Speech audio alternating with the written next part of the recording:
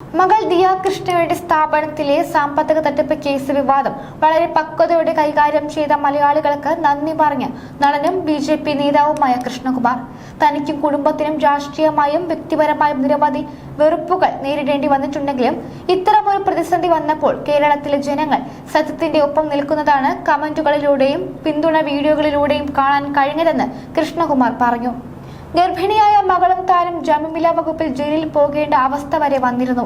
ഈ പ്രതിസന്ധി ഘട്ടത്തിൽ തളരാതെ പിടിച്ചു നിന്നത് കേരളത്തിലെ മാധ്യമ സുഹൃത്തുക്കളുടെയും സത്യം മനസ്സിലാക്കി ഒപ്പം നിന്ന ജനങ്ങളുടെയും പിന്തുണ കൊണ്ട് മാത്രമാണ്.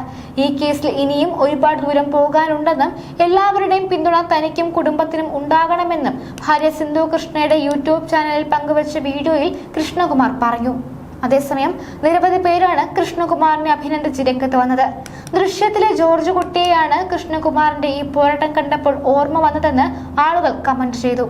അതേസമയം ബിജെപി നേതാവ് ജി കൃഷ്ണകുമാറിന്റെ മകൾ ദിയയുടെ ആഭരണ ബൊട്ടീക്കായ ഓബയോസിയിലെ തട്ടിപ്പുകൾ കൈയോടെ പിടിച്ചതോടെ ജീവനക്കാർ മുങ്ങി നടക്കുകയാണ്.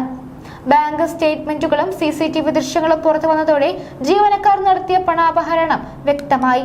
പേരൂർക്കടയിലെ സ്ഥാപനത്തിലെ ജീവനക്കാർ കഴിഞ്ഞ 1.5 വർഷത്തിനിടെ നടത്തിയത് 66 ലക്ഷം രൂപയുടെ ബാങ്ക് ഇടപാടുകളാണെന്ന് തെളിവുകൾ ലഭിച്ചു.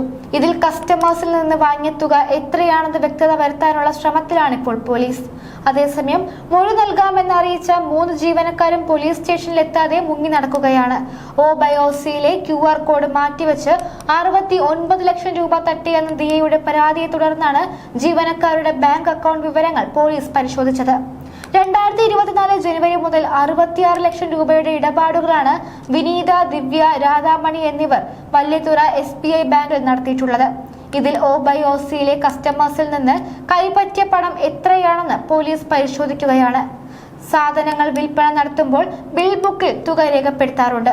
ബിൽ ബുക്കും അക്കൗണ്ട് ഇടപാടുകളും പരിശോധിച്ചാൽ സ്ഥാപനത്തിന്റെ പേരിൽ ലഭിച്ച തുക എത്രയാണെന്ന് വ്യക്തമാകുമെന്നും പോലീസ് പറയുന്നു. അക്കൗണ്ട് വഴിയല്ലാതെ നേരിട്ടും ജീവനക്കാർ പണം കൈപ്പറ്റിയതായി കസ്റ്റമേഴ്സിൽ നിന്ന് വിവരം ലഭിച്ചിട്ടുണ്ട്.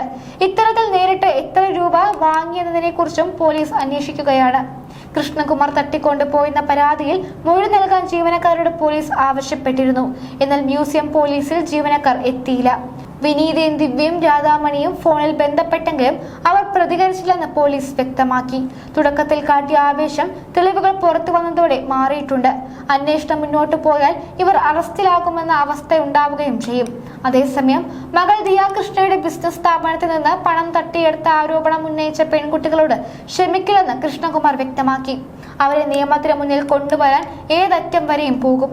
പെൺകുട്ടികളാണല്ലോ എന്ന് കരുതി ഈ വിഷയം പൊതുമധ്യത്തിലേക്ക് വഴിച്ചിഴക്കേണ്ട എന്ന് കരുതിയെങ്കിലും പെൺകുട്ടികൾ തന്നെയാണ് ഇത് ഇത്രയും വഷളാക്കാൻ കാരണം. മകൾ പെൺകുട്ടികളെ തെറി വിളിക്കുന്ന വീഡിയോ ഉണ്ട്. എന്നാൽ പണം നഷ്ടപ്പെട്ട ആരായാലും ചെയ്യുന്നതേ മകളും ചെയ്തിട്ടുള്ളൂ. താൻ ഏത് പാർട്ടിക്കാരനായാലും ഇത്തരമൊരു പ്രശ്നം വന്നപ്പോൾ നേരെ മുഖ്യമന്ത്രിയെയാണ് കണ്ടതെന്നും ഈ പ്രശ്നം രാഷ്ട്രീയവൽക്കരിക്കാതെ തങ്ങൾക്കൊപ്പം നിന്ന കേരള സമൂഹത്തോട് നന്ദിയുണ്ടെന്നും കൃഷ്ണകുമാർ പറഞ്ഞു.